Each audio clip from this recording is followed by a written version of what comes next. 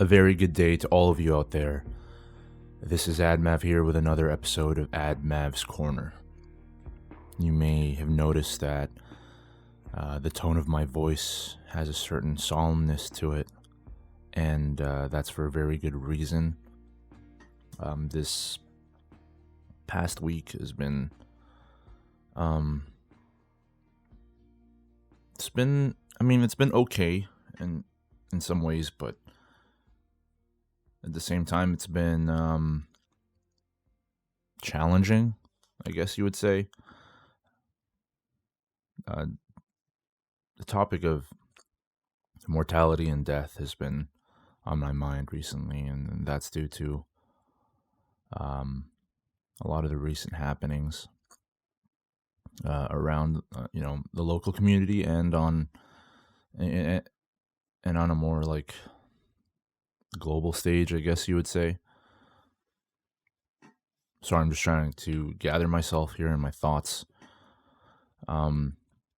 So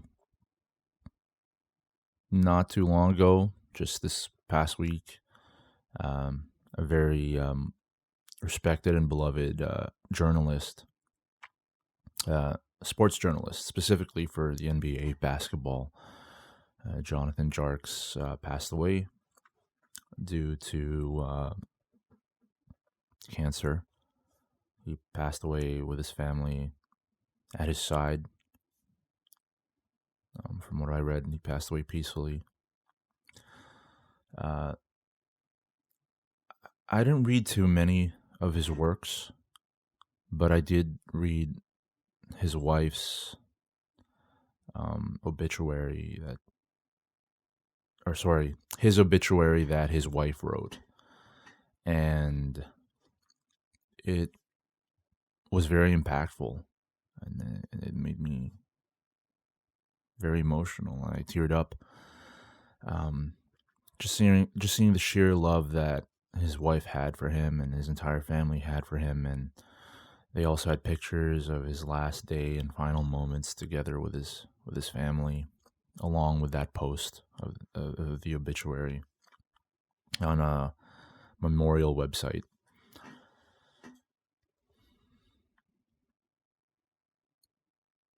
And it just got me to thinking about that, about death. And not too long after, there's a tragedy locally that occurred. And I'm very sorry for such a thing happening within my own community. So close to home. A man who was known for being an offender. He was a criminal offender, and he's had history of that. Kind of went on a rampage in Mississauga, the city where I used to live in. There was a police training exercise, and unfortunately, one of the police officers, Officer Andrew Hong, was on lunch break from said training exercise, and unprovoked, this criminal man shot him dead. Yeah. Officer or Constable Andrew Hong didn't even stand a chance. He leaves behind a wife and 2 kids and his parents. It's such a tragedy. And then the criminal goes to my hometown, right? I live 5 minutes from where this next attack took place, a 5-minute drive. It really makes you think, because what if I was there? Like, what if my friends were there? What if my family was there, just happened to pass by or walk by? Man, he stopped by the there's an auto shop here, MK Auto Shop, and this criminal attempted to rob or steal a car for him to, drive away from the cops. The owner refused, and he shot him. The owner was a Miltonian as well, fellow Miltonian, Shaquille Ashraf. And along with that, a student, a young man, a 28-year-old exchange student, Stephen Tanner, was also caught in the crossfire, and he was shot.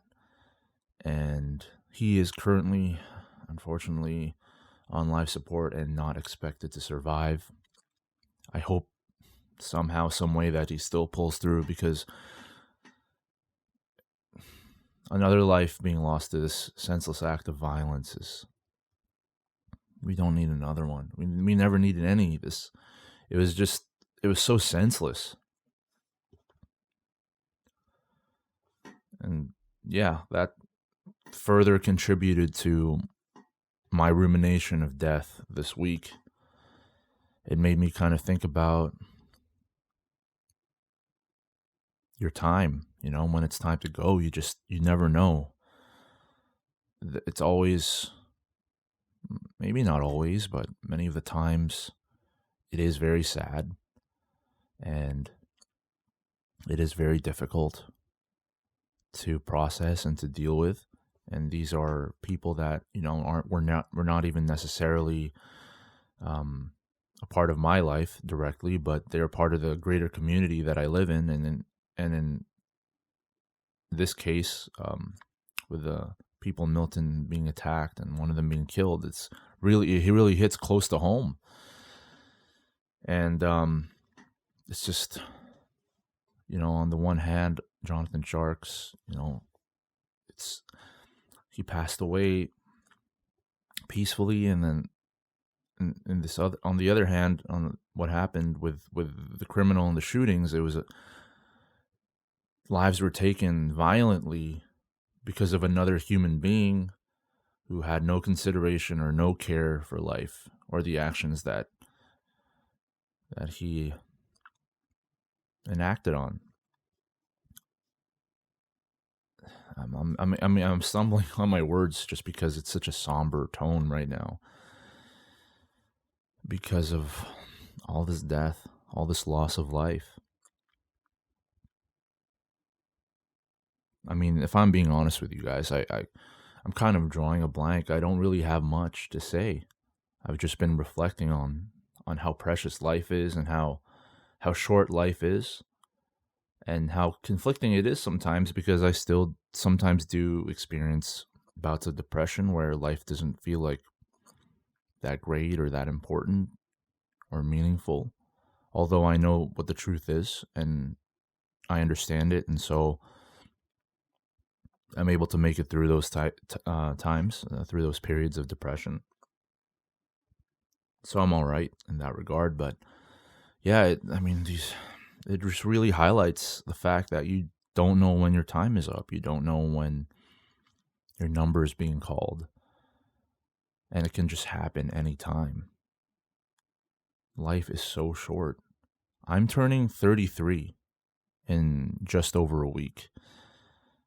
That's, I'm approaching, it's still going to be 7 years, but 7 years flies. The last decade flew.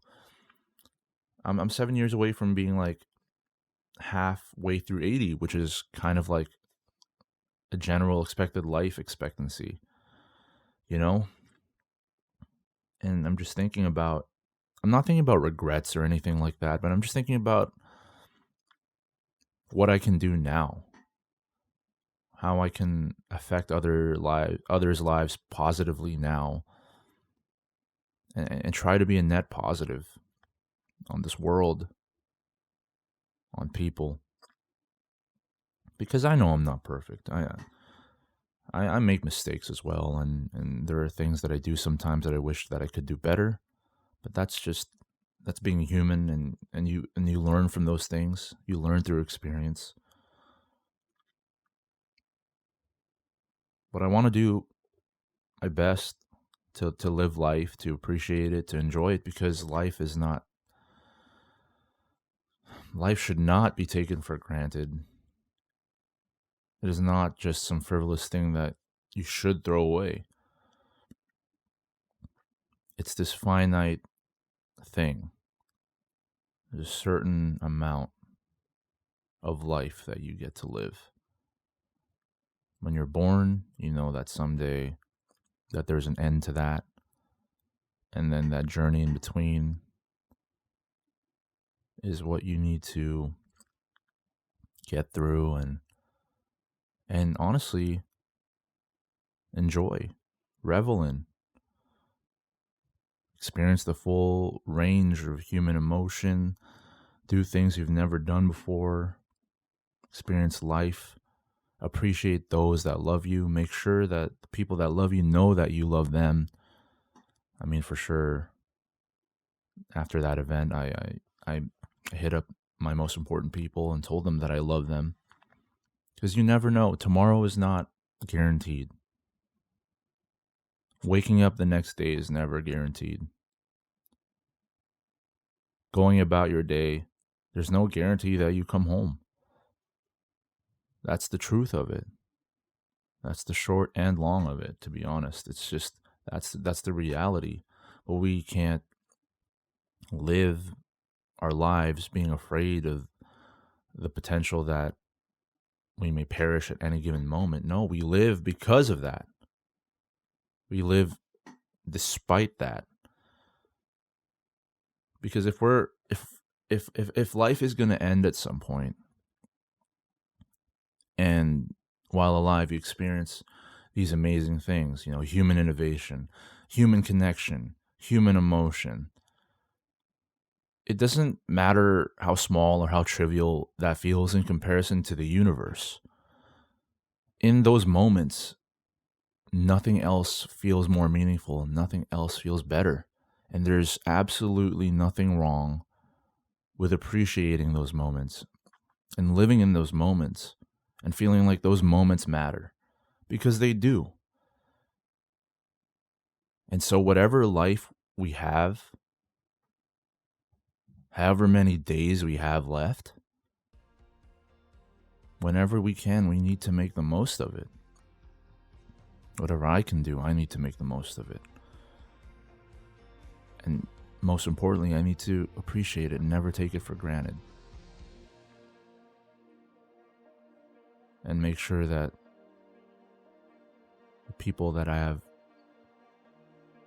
connections with, strong connections, familial connections, love connections, I want to make sure that I appreciate them. Because I also know that their life is finite. So we have to show each other love. As cheesy as it sounds, that is the way. We have to show each other love and understanding and patience. That's how we're going to get through life, while being able to appreciate it for what it has to offer. So guys, I just want to say I love you all, and that I hope you're doing well. Enjoy this weekend if you're listening to this now, or just enjoy your day if you're listening to this now. I'm sorry, I'm still kind of thinking about everything that happened, but stay true to yourselves, take care of yourselves, love yourselves. Until next time, take care. Jonathan Jarks, Andrew Hong, Shaquille Ashraf. May you find peace. May you rest easy.